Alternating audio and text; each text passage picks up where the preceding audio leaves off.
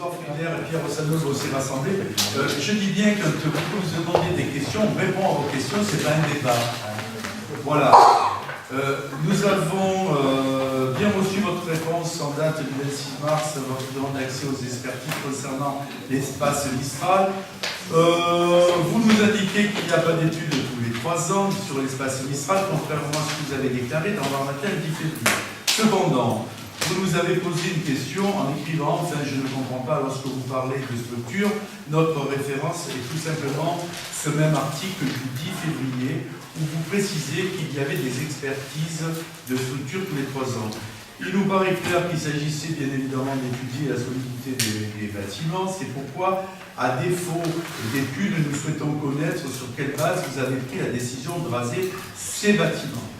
Sur quelle base également vous avez estimé que la restauration du gros œuvre coûterait vraiment 2 millions d'euros. Enfin,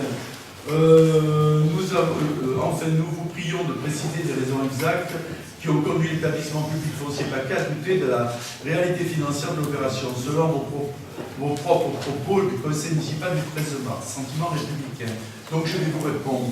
Lors de cette interview du 10 février, je pense que mes propos ont été retranscrits de façon incomplète. Il est évident que nos services internes réalisent leur propre vérification en matière d'électricité, etc., de tout ce qu'ils peuvent voir.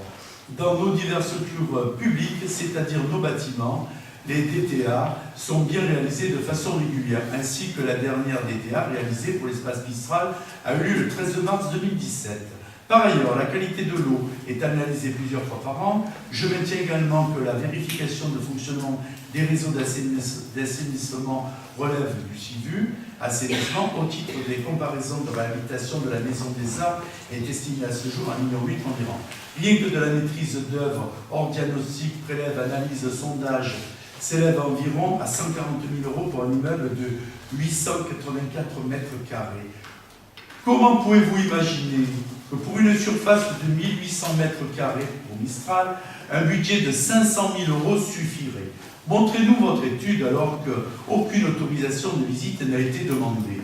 Pour information, une estimation réalisée par l'ancienne municipalité en 2010 montrait une réhabilitation de Mistral avant de diagnostic d'études pour un montant de 4 400 000 € TTC.